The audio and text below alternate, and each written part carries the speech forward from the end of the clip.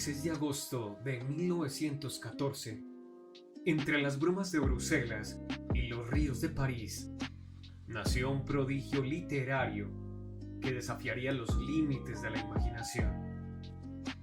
Julio Cortázar, hijo de padres argentinos, fue un escritor que trascendió las fronteras y los géneros literarios, convirtiéndose en una voz imprescindible en el panorama cultural del siglo XX. Desde joven, Cortázar se sumergió en el enigmático mundo del surrealismo, adoptando su espíritu rebelde y su incesante búsqueda de nuevas formas de expresión. Su pluma, dotada de un nivel intelectual envidiable, retrató con maestría las complejidades de los sentimientos y las emociones humanas. Admirador ferviente de Jorge Luis Borges, encontró en sus páginas la inspiración para construir su propio universo literario. Tras obtener el título de maestro, Cortázar comenzó a escribir sus primeros sonetos bajo el seudónimo de Julio Denis, desatando tímidamente su talento. Sin embargo, fue en la década de los 40 cuando su carrera literaria tomó impulso, publicando artículos y relatos en revistas literarias de renombre. El exilio marcaría un punto de inflexión en la vida de Cortázar.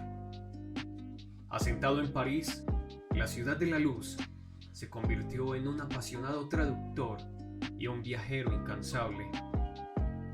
Sus periplos por el mundo influyeron en sus obras, destacando la colección de relatos Bestiario, donde los límites entre la realidad y lo onírico se desdibujan.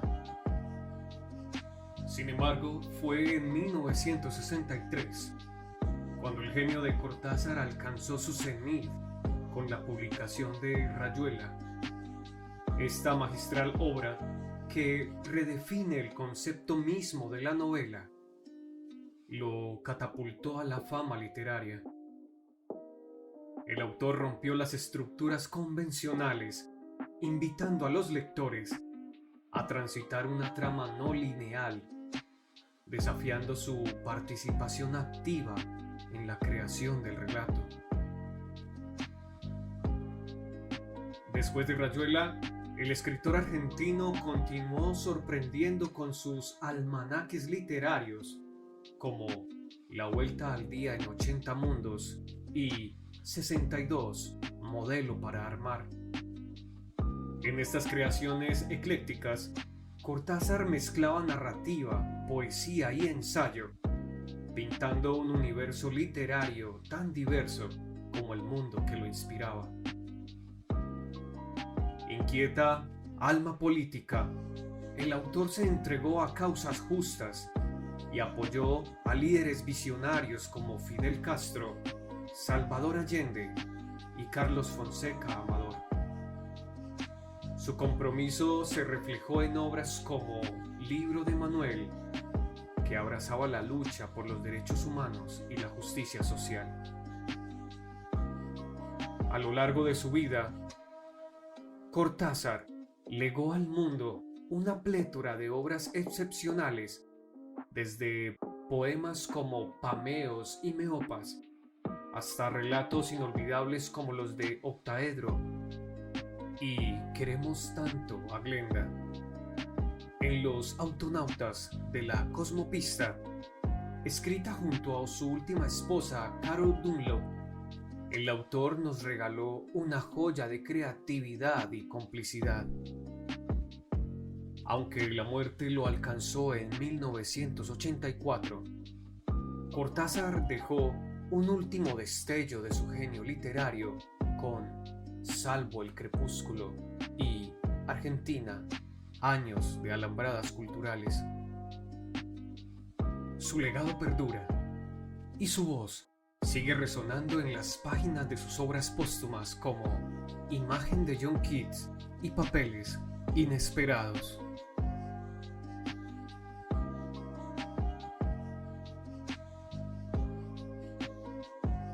En el capítulo de hoy escucharemos el cuento La noche boca arriba de Julio Cortázar.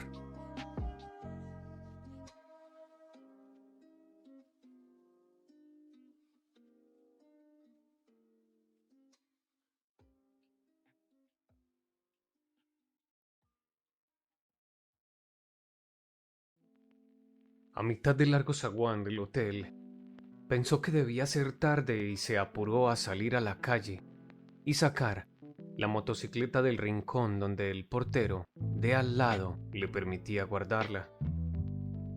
En la joyería de la esquina vio que eran las 9:10. Llegaría con tiempo sobrado a donde iba.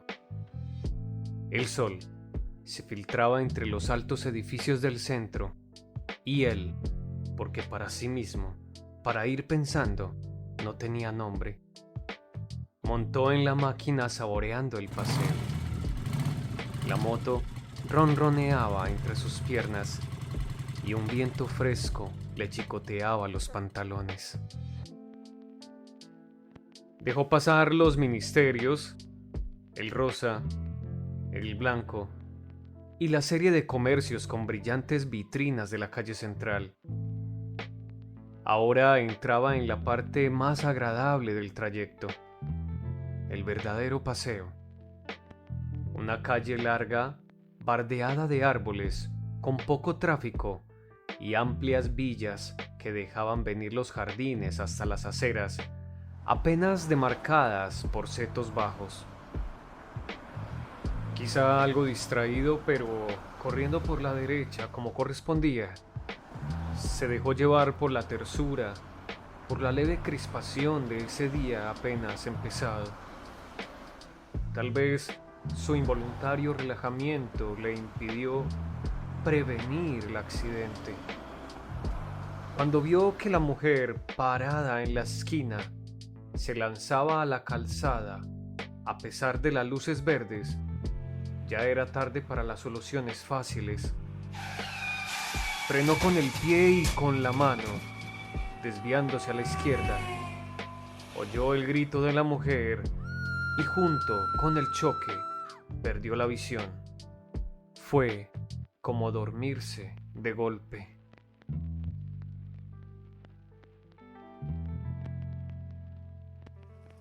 Volvió bruscamente del desmayo. 4 o 5 hombres jóvenes lo estaban sacando de debajo de la moto. Sentía gusto a sal y sangre. Le dolía una rodilla y cuando lo alzaron, gritó porque no podía soportar la presión en el brazo derecho. Voces que no parecían pertenecer a las caras suspendidas sobre él lo alentaban con bromas y seguridades. Su único alivio fue oír la confirmación de que había estado en su derecho al cruzar la esquina. Preguntó por la mujer, tratando de dominar la náusea que le ganaba la garganta. Mientras lo llevaban boca arriba hasta una farmacia próxima, supo que la causante del accidente no tenía más que rasguños en las piernas. Usted la agarró apenas, pero el golpe le hizo saltar la máquina de costado. Opiniones, recuerdos, despacio, éntrenlo de espaldas. Así va bien. Y alguien con guardapolvo dándole de beber un trago que lo alivió en la penumbra de una pequeña farmacia de barrio.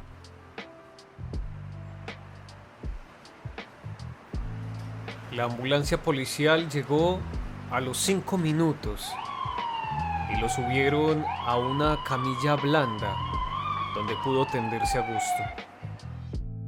Con toda lucidez, pero sabiendo que estaba bajo los efectos de un shock terrible, dio sus señas al policía que lo acompañaba. El brazo casi no le dolía. De una cortadura en la ceja goteaba sangre por toda la cara. Una o dos veces se lamió los labios para beberla. Se sentía bien. Era un accidente, mala suerte. Unas semanas quieto y nada más. El vigilante le dijo que la motocicleta no parecía muy estropeada. Natural, dijo él. Como que me la liga encima. Los dos rieron y el vigilante le dio la mano al llegar al hospital y le deseó buena suerte. Ya la náusea volvía poco a poco, mientras lo llevaban en una camilla de ruedas hasta un pabellón del fondo, pasando bajo árboles llenos de pájaros. Cerró los ojos y deseó estar dormido o cloroformado. Pero lo tuvieron largo rato en una pieza con olor a hospital, llenando una ficha, quitándole la ropa y vistiéndolo con una camisa grisácea y dura. Le movían cuidadosamente el brazo sin que le doliera. Las enfermeras bromeaban todo el tiempo, y si no hubiera sido por las contracciones del estómago, se habría sentido muy bien, casi contento. Lo llevaron a la sala de radio y 20 minutos después, con la placa todavía húmeda, puesta sobre el pecho como una lápida negra, pasó a la sala de operaciones.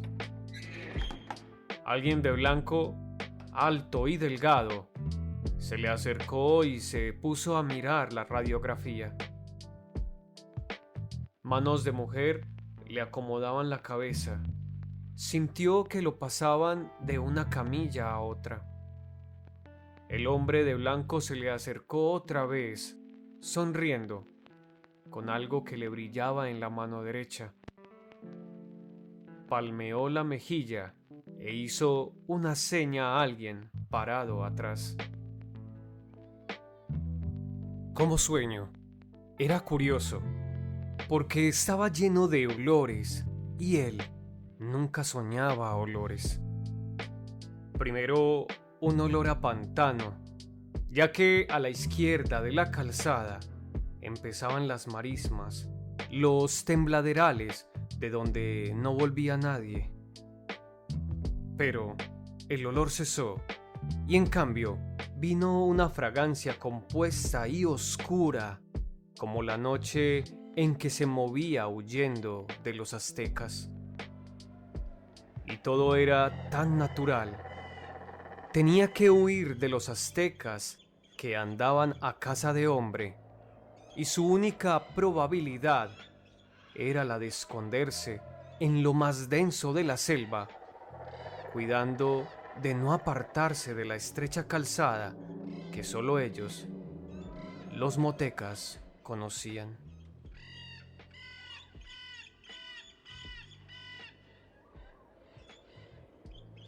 Lo que más lo torturaba era el olor, como si aún en la absoluta aceptación del sueño, algo se rebelara contra eso que no era habitual, que hasta entonces no había participado del juego.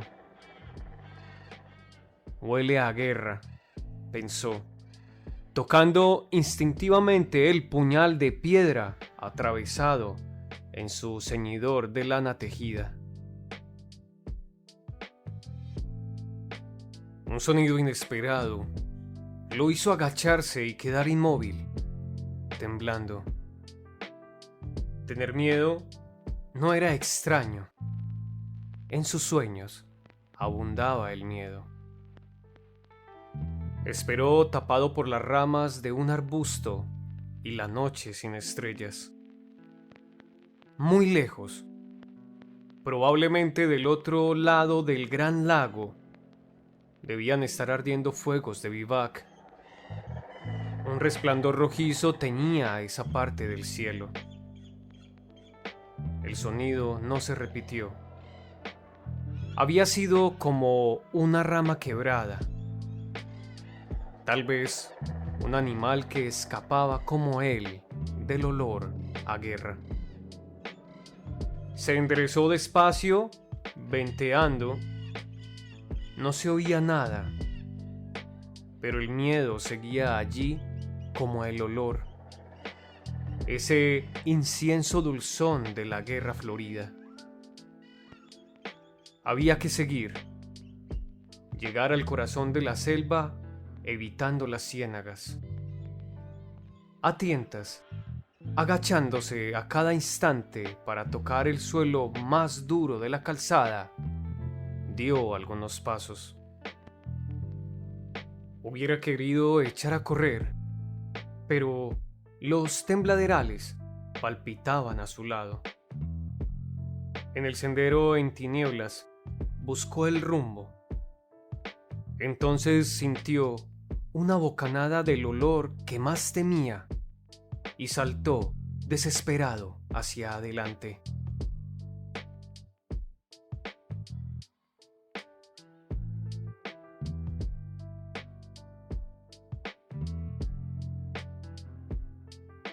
Se va a caer de la cama, dijo el enfermo de la cama de al lado. No brinque tanto, amigazo. Abrió los ojos y era de tarde, con el sol ya abajo en los ventanales de la larga sala.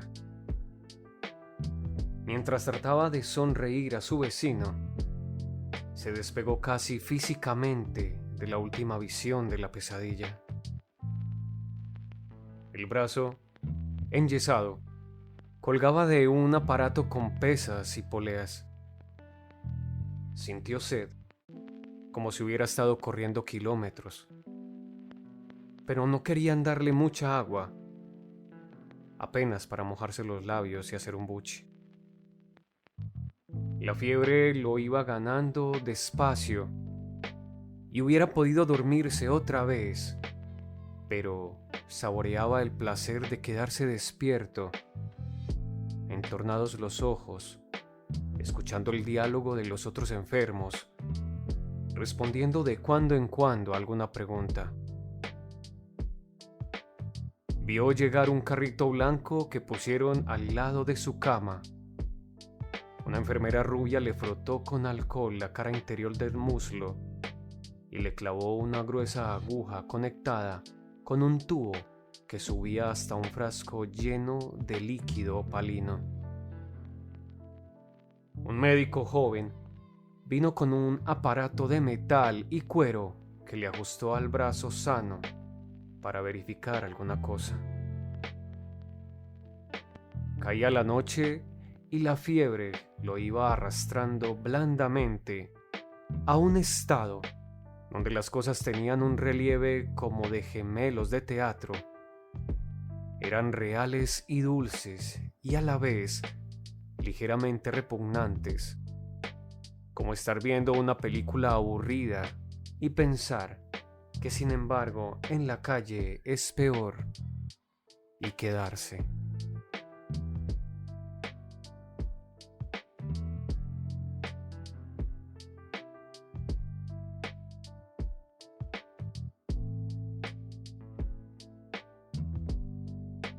Vino una taza de maravilloso caldo de oro, oliendo a puerro, a apio, a perejil.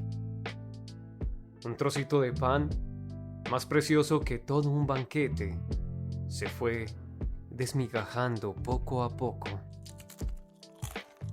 El brazo no le dolía nada, y solamente en la ceja, donde lo habían suturado, chirriaba a veces una punzada caliente y rápida. Cuando los ventanales de enfrente viraron a manchas de un azul oscuro, pensó que no iba a ser difícil dormirse. Un poco incómodo, de espaldas, pero al pasarse la lengua por los labios resecos y calientes, sintió el sabor del caldo y suspiró de felicidad, abandonándose. Primero fue una confusión, un atraer hacia sí todas las sensaciones por un instante embotadas o confundidas. Comprendía que estaba corriendo en plena oscuridad, aunque arriba el cielo, cruzado de copas de árboles, era menos negro que el resto. La calzada, pensó. Me salí de la calzada. Sus pies se hundían en un colchón de hojas y barro, y ya no podía dar un paso sin que las ramas de los arbustos le azotaran el torso y las piernas. Jadeante, sabiéndose acorralado a pesar de la oscuridad y el silencio, se agachó para escuchar. Tal vez la calzada estaba cerca. Con la primera luz del día iba a verla otra vez. Nada podría ayudarlo ahora a encontrarla. La mano que sin saberlo él aferraba al mango del puñal subió como un escorpión de los pantanos hasta su cuello, donde colgaba el amuleto protector.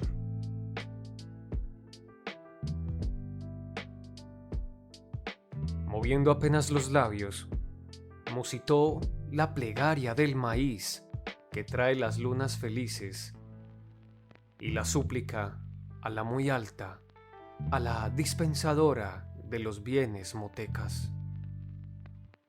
Pero sentía al mismo tiempo que los tobillos se le estaban hundiendo despacio en el barro y la espera en la oscuridad del chaparral desconocido se le hacía insoportable. La guerra florida había empezado con la luna y llevaba ya 3 días y 3 noches. Si conseguía refugiarse en lo profundo de la selva, abandonando la calzada más allá de la región de las ciénagas, quizá los guerreros no le siguieran el rastro. Pensó en la cantidad de prisioneros que ya habrían hecho, pero la cantidad no contaba, sino el tiempo sagrado. La caza continuaría hasta que los sacerdotes dieran la señal del regreso. Todo tenía su número y su fin, y él estaba dentro del tiempo sagrado, del otro lado de los cazadores. Oyó los gritos y se enderezó de un salto, puñal en mano. Como si el cielo se incendiara en el horizonte, vio antorchas moviéndose entre las ramas muy cerca. El olor a guerra era insoportable, y cuando el primer enemigo le saltó al cuello, casi sintió placer en hundirle la hoja de piedra en pleno pecho. Ya lo rodeaban las luces y los gritos alegres. Alcanzó a cortar el aire 1 o 2 veces, y entonces una soga lo atrapó desde atrás. «Es la fiebre», dijo el de la cama de al lado. «A mí me pasaba igual cuando me operé del duodeno. Tome agua y va a ver que duerme bien».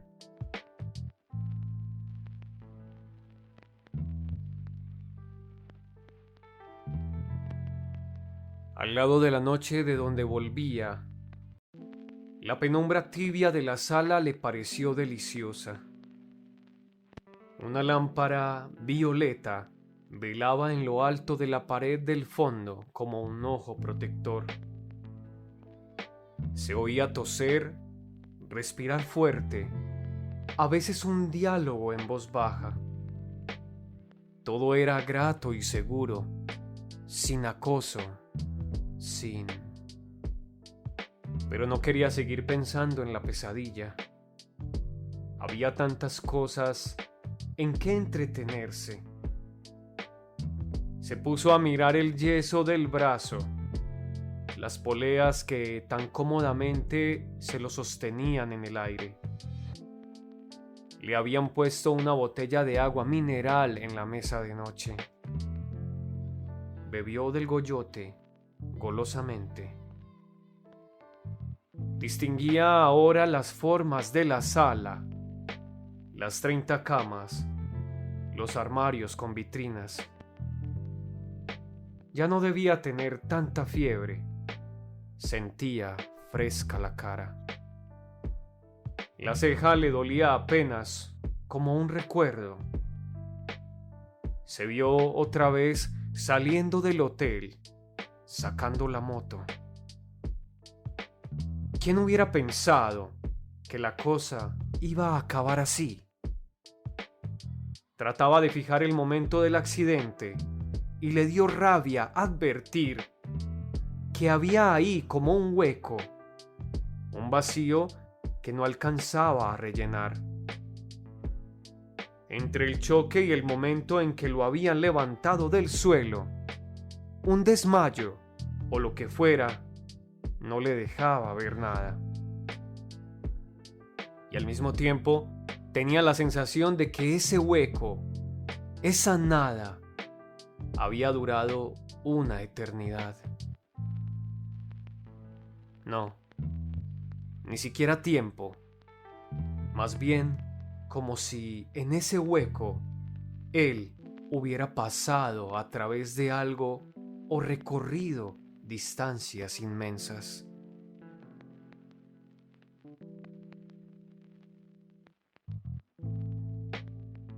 El choque, el golpe brutal contra el pavimento. De todas maneras, al salir del pozo negro, había sentido casi un alivio mientras los hombres lo alzaban del suelo. Con el dolor del brazo roto, la sangre de la ceja partida, la contusión en la rodilla, con todo eso, un alivio al volver al día y sentirse sostenido y auxiliado. Y era raro.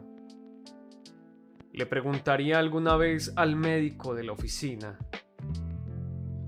Ahora volvía a ganarlo el sueño, a tirarlo despacio hacia abajo. La almohada era tan blanda y en su garganta afiebrada la frescura del agua mineral. Quizá pudiera descansar de veras sin las malditas pesadillas. La luz violeta de la lámpara en lo alto se iba apagando poco a poco. Como dormía de espaldas, no lo sorprendió la posición en que volvía a reconocerse. Pero, en cambio, el olor a humedad, a piedra rezumante de filtraciones, le cerró la garganta y lo obligó a comprender. Inútil abrir los ojos y mirar en todas las direcciones. Lo envolvía una oscuridad absoluta. Quiso enderezarse y sintió las sogas en las muñecas y los tobillos. Estaba estaqueado en el piso, en un suelo de lajas helado y húmedo. El frío le ganaba la espalda desnuda, las piernas. Con el mentón buscó torpemente el contacto con su amuleto y supo que se lo habían arrancado. Ahora estaba perdido. Ninguna plegaria podía salvarlo del final. Lejanamente, como filtrándose entre las piedras del calabozo, oyó los atabales de la fiesta. Lo habían traído al Teocalli. Estaba en las mazmorras del templo a la espera de su turno.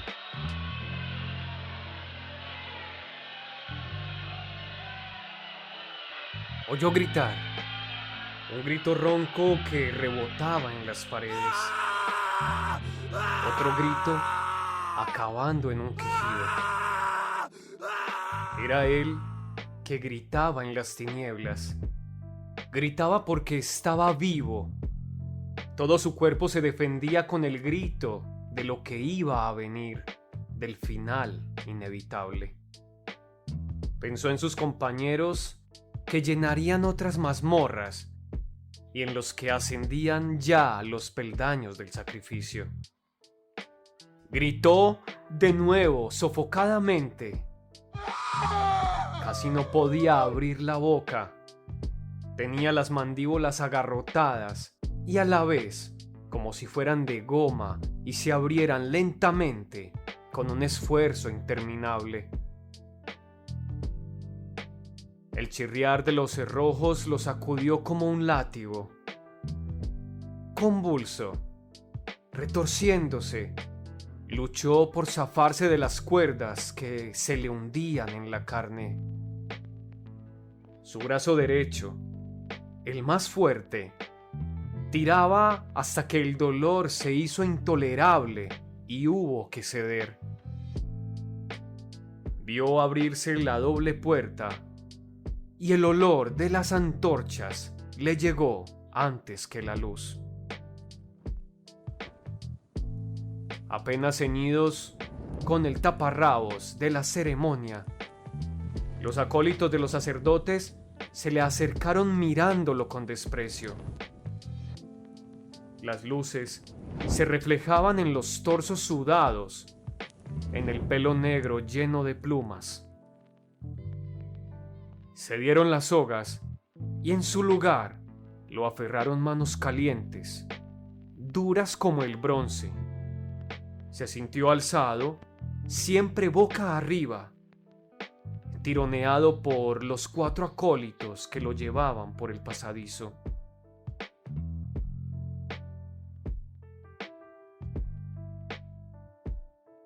Los portadores de antorchas iban adelante, alumbrando vagamente el corredor de paredes mojadas y techo tan bajo que los acólitos debían agachar la cabeza. Ahora lo llevaban. Era el final. Boca arriba, a 1 metro del techo de roca viva, que por momentos se iluminaba con un reflejo de antorcha. Cuando en vez del techo nacieran las estrellas y se alzara ante él la escalinata incendiada de gritos y danzas, sería el fin. El pasadizo no acababa nunca, pero ya iba a acabar. De repente olería el aire lleno de estrellas, pero todavía no. Andaban llevándolo sin fin en la penumbra roja, tironeándolo brutalmente, y él no quería. Pero ¿cómo impedirlo si le habían arrancado el amuleto que era su verdadero corazón, el centro de la vida?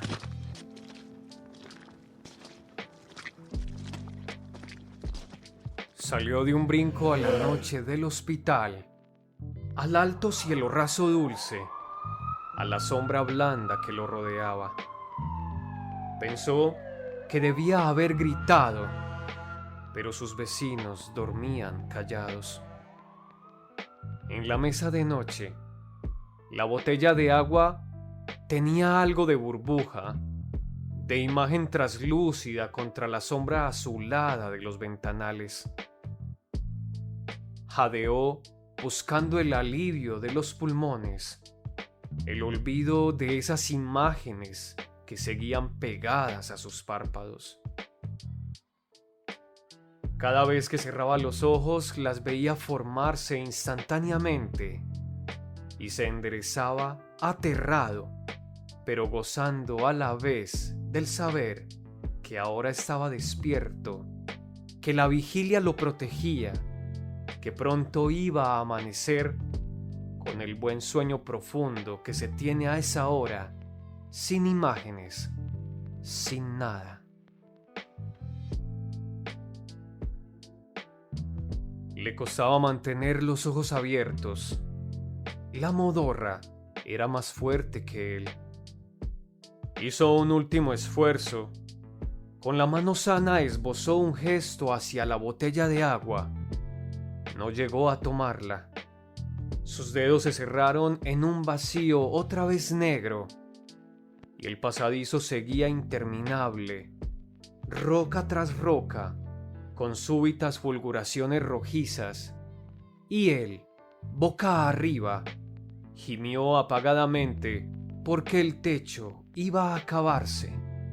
Subía, abriéndose como una boca de sombra, y los acólitos se enderezaban, y de la altura una luna menguante le cayó en la cara, donde los ojos no querían verla. Desesperadamente se cerraban y abrían, buscando pasar al otro lado, descubrir de nuevo el cielo raso protector de la sala.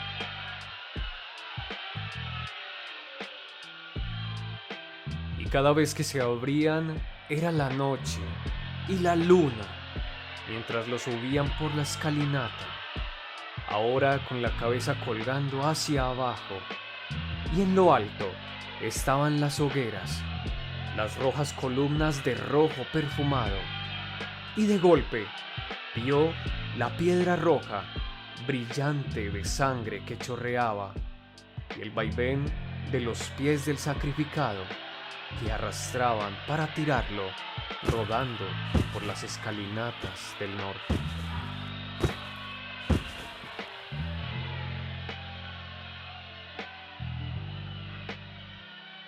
Con una última esperanza apretó los párpados, gimiendo por despertar. Durante un segundo creyó que lo lograría, porque estaba otra vez inmóvil en la cama, a salvo del balanceo cabeza abajo. Pero olía a muerte, y cuando abrió los ojos, vio la figura ensangrentada del sacrificador que venía hacia él, con el cuchillo de piedra en la mano. Alcanzó a cerrar otra vez los párpados, aunque ahora sabía que no iba a despertarse, que estaba despierto, que el sueño maravilloso había sido el otro, absurdo como todos los sueños, un sueño en el que había andado por extrañas avenidas de una ciudad asombrosa, con luces verdes y rojas que ardían sin llama ni humo, con un enorme insecto de metal que zumbaba bajo sus piernas. En la mentira infinita de ese sueño, también lo habían alzado del suelo. También alguien se le había acercado con un cuchillo en la mano. A él, tendido boca arriba. A él, boca arriba, con los ojos cerrados entre las hogueras.